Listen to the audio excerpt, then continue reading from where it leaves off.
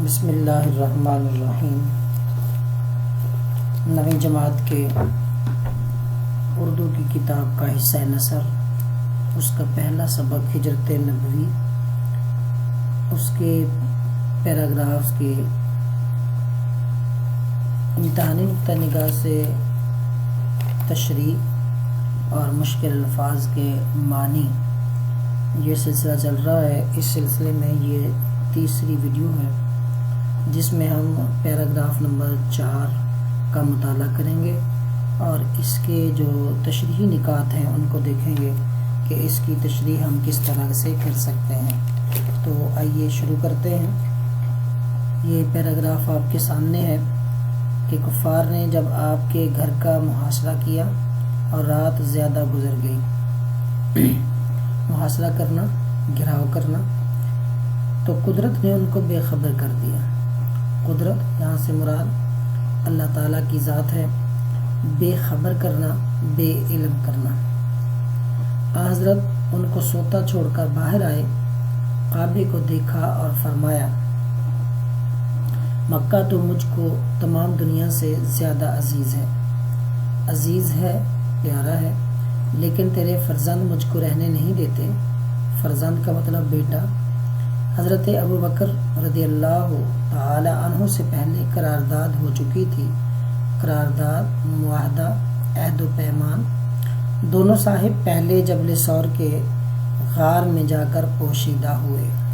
جبل ثور یہ پہاڑ کا نام ہے، اور غار جو پہاڑ کی کھائی ہوتی ہے، یعنی دونوں طرف اگر پہاڑ ہے تو پہاڑ کے اندر جو ایک غار بن جاتی ہے، کھائی بن جاتی ہے، جا کر پوشیدہ ہوئے یعنی چھپ کے۔ یہ غار آج بھی موجود ہے اور بوسہ گاہ خلائق ہے۔ بوسہ گاہ خلائق یعنی مخلوق کے بوسہ دینے کی جگہ ہے۔ حضرت ابوبکر رضی اللہ تعالی عنہ کے بیٹے عبداللہ جو نوخیز جوان تھے، نوخیز یعنی چڑھتی ہوئی جوانی کے ابتدائی دنوں میں، شب کو غار میں ساتھ ہوتے، صبح منہ اندھیرے شہر چلے جاتے، منہ اندھیرے یعنی بالکل صبح سویرے، اور پتہ لگاتے کہ قریش کیا مشورے کر رہے ہیں۔ جو کچھ خبر ملتی شام کو آ کر حضرت صلی اللہ علیہ وسلم سے عرض کرتے۔ حضرت ابوبکر رضی اللہ تعالی عنہ کا غلام کچھ رات گئے بکریاں چرا کر لاتا، اور آپ اور حضرت ابوبکر رضی اللہ تعالی عنہ ان کا دودھ پی لیتے۔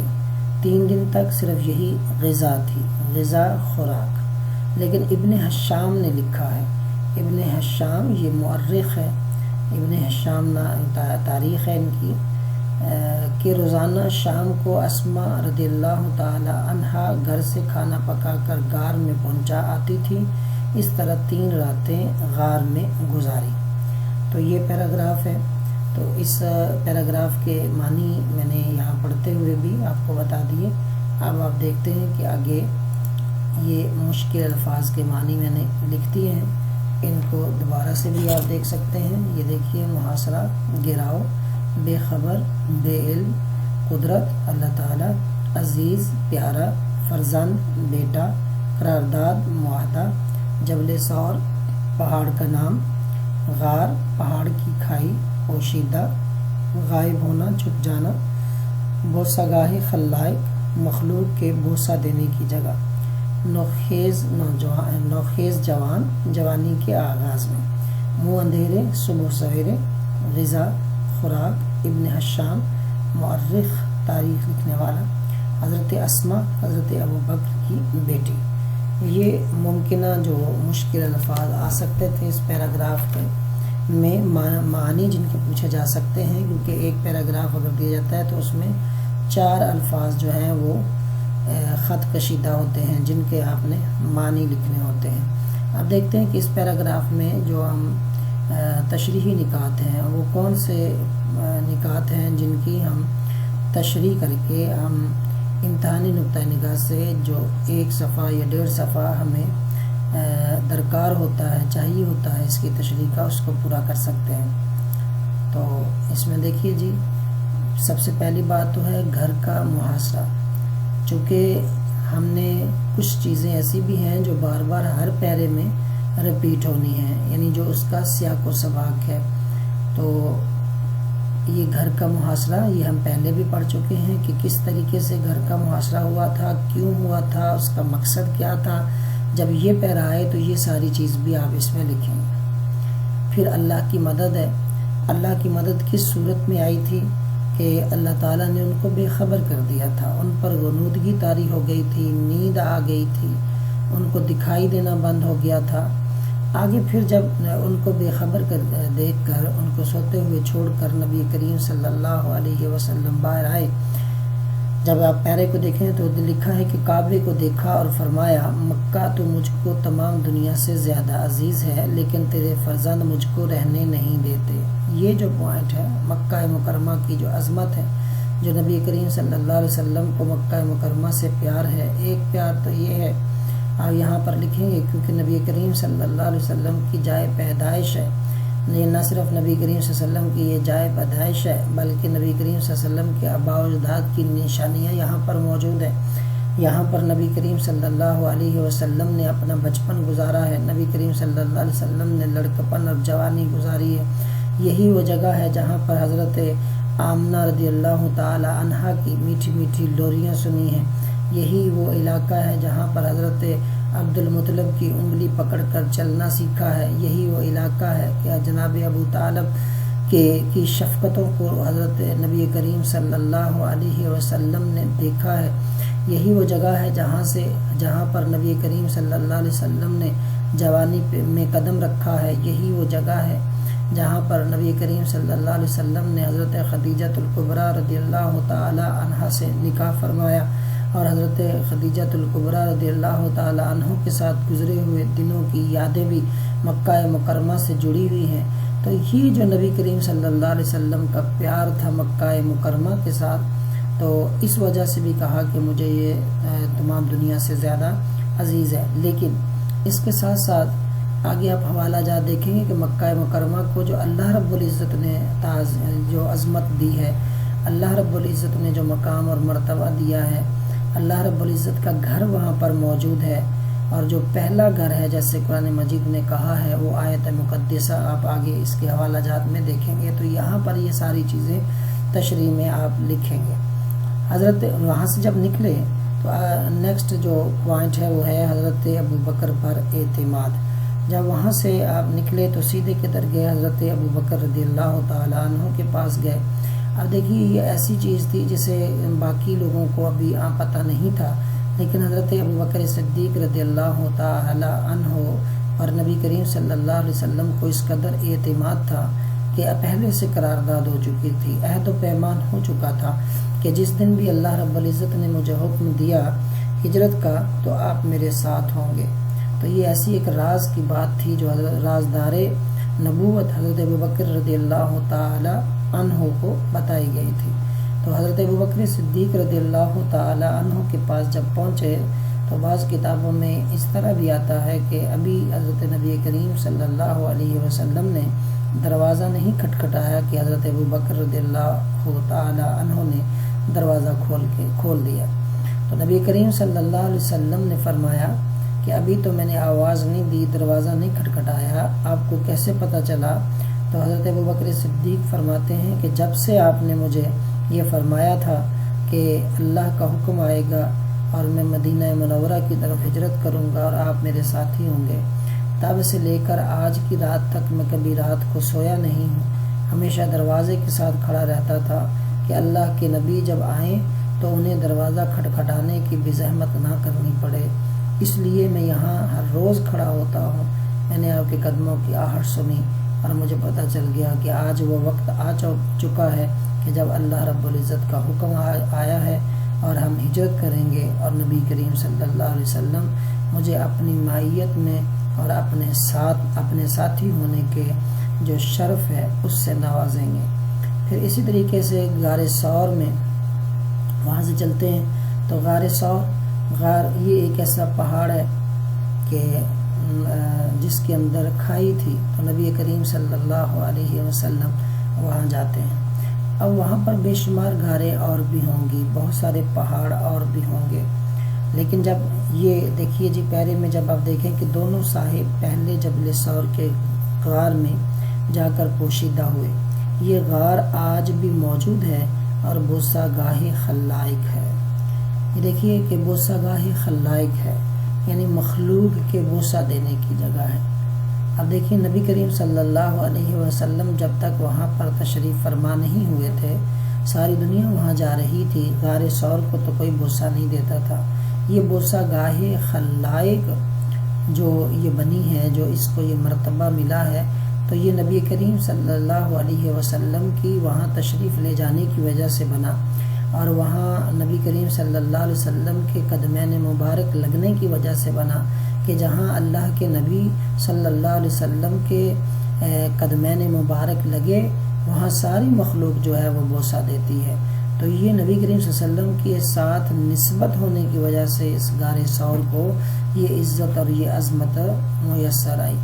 اب دیکھیے پھر غار ثور میں جب آپ گئے تو لوگ جو پیچھے آپ کو ڈھونڈنے کے لیے آ رہے تھے، تو غار ثور کا جو ڈھانا تھا، جو اس کا منہ تھا، داخلی راستہ تھا، وہاں پر یہ جو میں نے لکھا ہے مختلف جانوروں کے کردار ہیں۔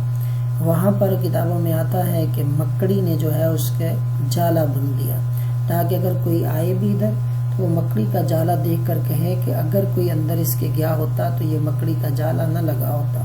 اس لیے مکڑی نے وہاں پر یہ کردار ادا کیا کہ دھانے پر، کھائی کے منہ پر جالا بن دیا۔ ایسے ہی آتا ہے کتابوں میں کہ ایک کبوتری نے وہاں پر انڈے دے دیے گھونسلہ بنا کے۔ یہ سارے جو ہے یہ انڈیکیشن اس بات کی تھی کہ اگر کوئی آ بھی جاتا ہے تو وہ دیکھ کر کہ یہاں پر تو کبوتری نے انڈے دیے ہوئے ہیں، یہاں پر تو مکڑی نے جالا بنا ہوا ہے، یہاں کیسے کوئی اندر جا سکتا ہے، لہذا اندر کوئی نہیں ہے۔ یعنی اللہ رب العزت نے نبی کریم صلی اللہ علیہ وسلم کی حفاظت کے جو اسباب تھے وہ وہاں پر پیدا کر دیے۔ اب اس کے بعد اب دیکھیے کہ وہاں پر جب ہوئے تو پھر حضرت ابوبکر صدیق رضی اللہ تعالی عنہ کے بیٹے کا کردار کیا تھا۔ پھر اس میں حضرت اسما جو کہ بیٹی ہے حضرت ابوبکر صدیق کی، اس کا کردار کیا تھا۔ پھر حضرت ابوبکر صدیق کے غلام کا کردار کیا تھا، وہ آگے سارا پیرے میں بتایا گیا ہے۔ گویا ابوبکر صدیق رضی اللہ تعالی عنہ کے وہ جانثار ہیں، بلکہ وہ سارے کا سارا خاندان، نہ صرف خود بلکہ ان کی اولاد بھی نبی کریم صلی اللہ علیہ وسلم پر قربان ہونے کے لیے تیار ہے۔ سارے کا سارا خاندان، حتیٰ کہ ان کا غلام بھی وہ نبی کریم صلی اللہ علیہ وسلم کے معتمد ہیں، جن پر اعتماد کیا جا سکتا ہے۔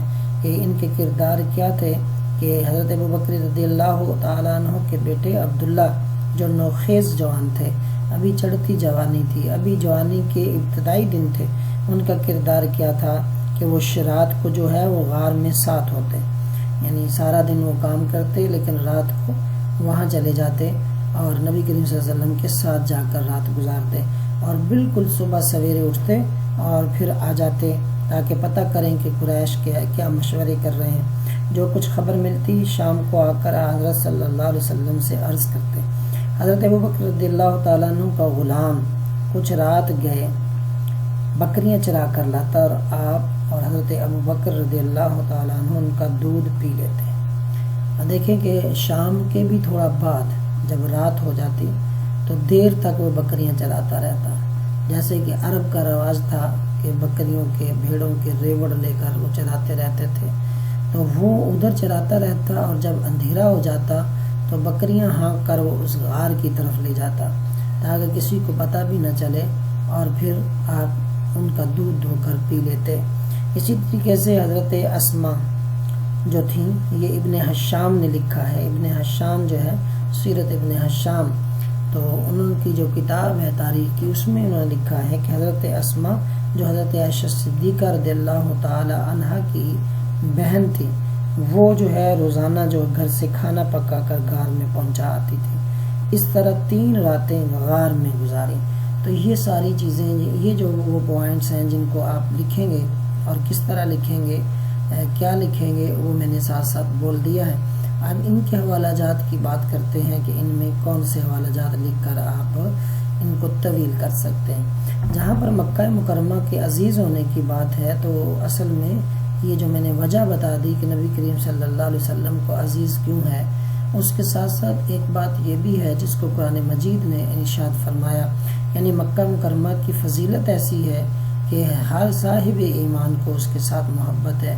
ان اول بیت وضع للناس للذی ببکۃ مبارکا وہدی للعالمین، یقیناً پہلا گھر جو لوگوں کے لیے بنایا گیا اللہ کی عبادت کے لیے وہی ہے جو مکہ میں ہے، برکت والا ہے اور ہدایت کا مرکز ہے تمام جہان والوں کے لیے۔ یعنی خانہ کعبہ جو ہے وہ مکہ مکرمہ میں ہے، اور خانہ کعبہ کے وہاں ہونے کی وجہ سے مکہ مکرمہ کو فضیلت حاصل ہے۔ تو اس لیے جو اللہ رب العزت کی عبادت کے لیے سب سے پہلا گھر بنایا گیا چونکہ وہ مکہ مکرمہ میں ہے، تو یہ فضیلت بھی مکہ مکرمہ کو حاصل ہے۔ پھر دیکھیے اللہ رب العزت نے مکہ مکرمہ کے بارے میں ہی ارشاد فرمایا، لا اقسم بہذا البلد وانت حل بہذا البلد، اس شہر کی قسم اور آپ اس شہر میں مقیم ہیں۔ اللہ رب العزت نے مکہ مکرمہ کی قسمیں کھائی ہیں، اور یہ مکی آیت ہے، مکہ مکرمہ میں نازل ہوئی ہے، اور اللہ رب العزت مکہ مکرمہ کی قسم کھا رہا ہے، اور جس شہر کی اللہ رب العزت قسم کھائے اسے کیوں فضیلت، اس کی کتنی فضیلت ہوگی، اس کا کتنا مقام اور مرتبہ ہوگا۔ اور پھر اس مکہ مکرمہ کی قسم میں آگے جو پیارا انداز ہے، اور آپ اس شہر میں مقیم ہیں، یعنی یہ اور بھی زیادہ فضیلت کی بات ہے۔ ایک تو یہ کہ اللہ کا پہلا گھر اس شہر میں ہے، پھر اللہ فرماتا ہے کہ قسم میں اس لیے کھا رہا ہوں کہ آپ کا یہ مسکن ہے، آپ کا یہ شہر ہے۔ تو یہ جو چیزیں ہیں، فضیلتیں ہیں مکہ مکرمہ کی، یہ بھی مکہ مکرمہ کو عزیز کرتی ہیں، پیارا کرتی ہیں، کہ لوگ ان کے ساتھ پیار کرتے ہیں۔ نبی کریم صلی اللہ علیہ وسلم کو بھی یہ عزیز اس لیے تھا۔ اس کے بعد دیکھیے کہ جب آپ غار میں چلے گئے تو یہاں پر یہ آپ شعر بھی لکھ سکتے ہیں کہ وہ غار بوسہ گاہ خلائق جو بن گئی، حالانکہ بہت سارے پہاڑ ہیں، وہ لوگ وہاں پر ہر غار کو، ہر پتھر کو تو بوسہ نہیں دیتے، لیکن یہ غار، یہ پتھر جو ہے یہ مقدس کیوں ہو گیا کہ یہ نسبت مصطفی صلی اللہ علیہ وسلم اس کو حاصل ہو گئی۔ نبی کریم صلی اللہ علیہ وسلم کی نسبت کی وجہ سے اس کو یہ مقام اور مرتبہ حاصل ہوا۔ تو شاعر کہتا ہے، ازل سے سو رہی تھی خاک کی توقیر جاگ اٹھی، یکا یک اس اندھیرے غار کی تقدیر یہ جاگ اٹھی۔ یعنی پتہ نہیں کب سے تھا وہ، لیکن اس کو کبھی بوسہ کسی نے نہیں دیا تھا، لیکن اب نبی کریم صلی اللہ علیہ وسلم نے اس کی تقدیر جگا دی ہے، تو قیامت تک کے لیے لوگ اس کی زیارت کے لیے جاتے ہیں، اور وہاں پر جا کر جو ہے پھر اس کو بوسہ دیتے ہیں، اسے متبرک سمجھتے ہیں۔ تو یہ ساری کی ساری چیزیں، یہ حوالہ جات 2 سے 3 حوالہ جات بھی ہیں، آپ ان میں سے ایک آیت اگر لکھ لیں پہلی، اس کے بعد یہ ایک شعر لکھ دیں تو یہ بھی کافی ہے۔ تو اس طریقے سے نبی کریم صلی اللہ علیہ وسلم، یا پھر ایک اور بھی میں آپ کو شعر بول دیتا ہوں، آپ اسے بھی لکھ سکتے ہیں کہ جب نبی کریم صلی اللہ علیہ وسلم حضرت ابوبکر صدیق کے گھر میں پہنچے ہیں شروع میں ہی، تو وہاں بھی آپ لکھ سکتے ہیں کہ خدا نے خاک غفلت ڈال دی کفار کے سر میں، خدا نے خاک غفلت ڈال دی کفار کے سر میں، رسول پاک پہنچے حضرت صدیق کے گھر میں، رسول پاک پہنچے حضرت صدیق کے گھر میں۔ تو اس طریقے سے یہ جو پیراگراف ہے، 4 نمبر پیراگراف جو ہے اس کی تشریح مکمل ہوتی ہے۔ اس کے بعد ہم پیراگراف 5 اور 6 کی اکٹھی تشریح کرنے کے بعد پھر یہ آخری پیراگراف کی تشریح ہوگی۔ تو اس طریقے سے یہ سبق جو ہے وہ مکمل ہوگا۔ اللہ تعالی ہم سب کا حامی و ناصر ہو۔ والسلام، اللہ حافظ۔